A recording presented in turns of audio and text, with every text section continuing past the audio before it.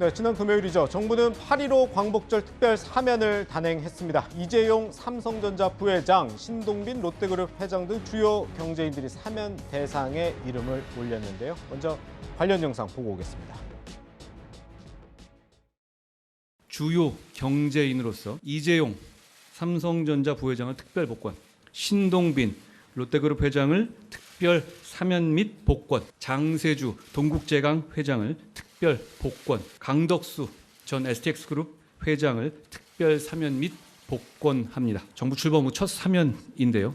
이번 광복절 특별 사면에는 정치인과 공직자들은 사면 대상에 포함하지 않았습니다. 현 시점에서 우리 사회의 가장 시급하고도 중요한 현안은 국민들의 민생 경제라는 점을 깊이 고려한 것입니다.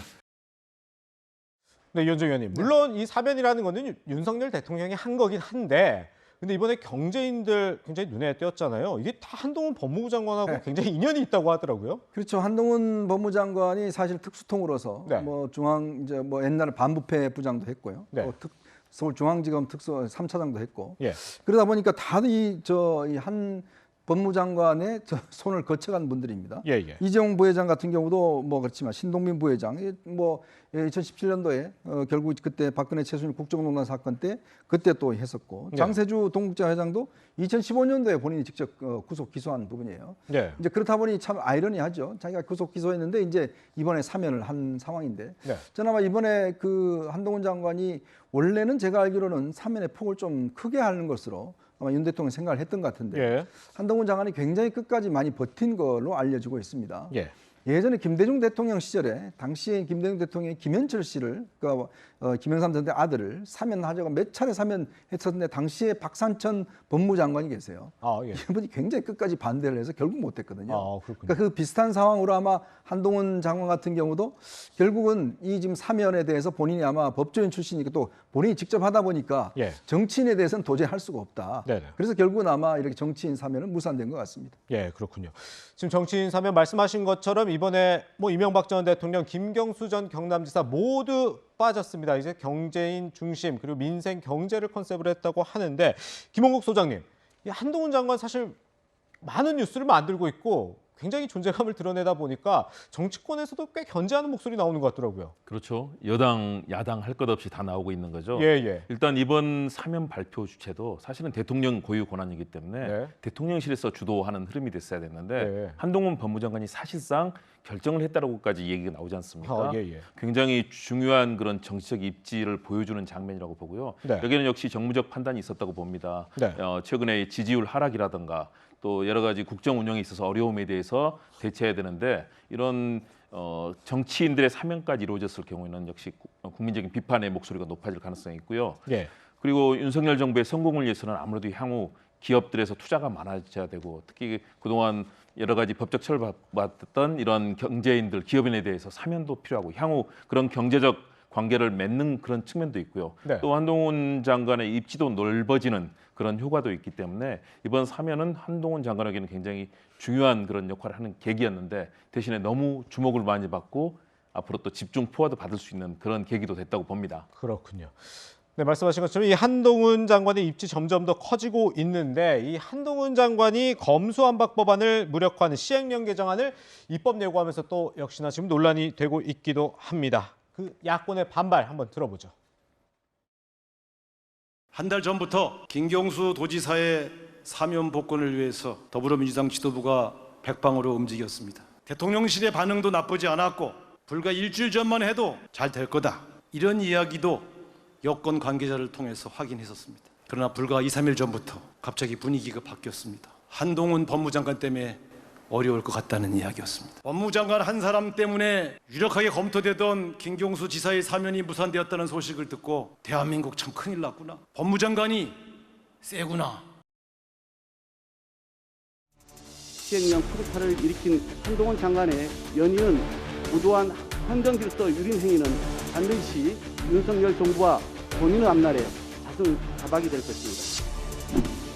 검찰개혁을 무력화하는 독단적 시행령 개정 추진을 즉각 중단해야 한다. 그렇지 않을 경우 가능한 모든 방법을 동원해 이를 저지할 것을 강력히 경고한다. 시행령을 만든다는 건요, 법률의 집행을 투명하고 객관적인 기준에 따라 하겠다는 의지입니다. 시행령을 만들지 않고 법률을 집행할 수도 있죠. 그런데 그 기준을 저희가 투명하고 객관적으로 공개하겠다는 취지가 이해해 주시면 좋겠고요. 이번 시행령은 법률의 행정부의 위임한 범위 내에서 하는 겁니다. 포괄적으로 그냥 정치적으로 시행령 정치가 이렇게 말고 어떤 부분이 저희의 시행령이 법률의 위임 범위를 넘어섰다는 것을 구체적으로 지적해야 하는데요. 그런 지적이 나올 것 같은 저는 않습니다. 네, 보신 것처럼 사면부터 시행령까지 지금 야권에서 한동훈 장관을 굉장히 비판을 많이 하고 있는데 김민정 교수님, 통상적으로 그동안에 봤던 장관들이라면 야당에서 이렇게 집중 공격을 하면 좀 숨거나 좀 자제를 할 텐데 한동훈 장관은 오히려 더 강하게 반박을 하더라고요. 네, 한동훈 장관은 사실 조국 전 장관에 대한 수사에서부터 네. 미운 털이 박혀 있었다 이렇게 얘기할 네. 수도 있지 않을까 하는 생각이 들고요.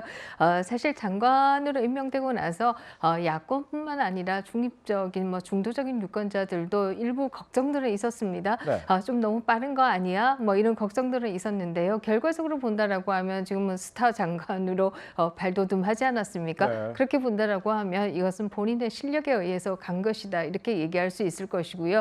아마 이 스타 장관의 출범식을 알리는 빵빠레가 바로 인사청문회가 아니었는가 이런 생각이 들고요. 네네. 그 당시에 소위 민주당의 철험의 의원들이 무슨 이모라든지 이런 헛방을 날리면서 소위 이 스타 장관의 출범을 알렸다 이렇게 얘기할 수 있어서요. 저는 민주당이 누구를 탓하겠는가 하는 생각을 합니다. 네, 물론 헛방이라고 해주셨지만 여러 평가가 있을 수 있을 것 같은데 최진봉 교수님. 예. 어쨌든 지금 김민정 교수님 헛방이라고까지 표현할 정도로 지금 야당에서 대응을 제대로 못했다고 보는 시각도 많은 것 같아요. 이 시행령 문제는 지금 민주당이 방어를 하겠다고 하니까 방법이 있긴 한 건가요? 그러니까 지금 현재로서는 사실은 그 방법이라고 하는 것이 지금 화면에 나오고 있는데 네.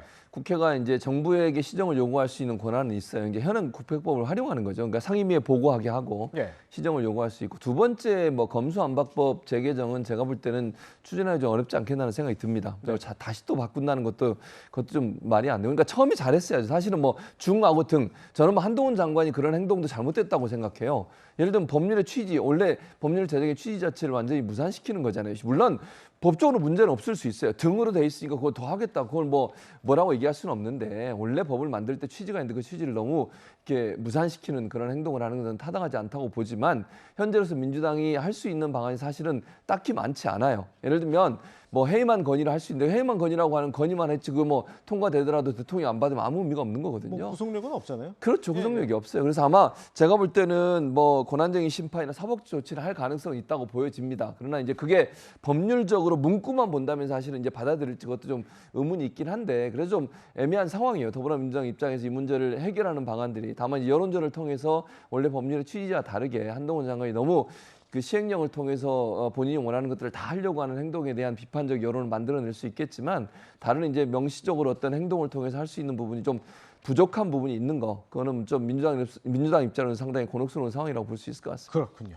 네, 한동훈 장관 오는 22일 법제사법위원회 출석한다고 하니까요. 그때 또 어떤 모습 보일지 한번 지켜보도록 하겠습니다.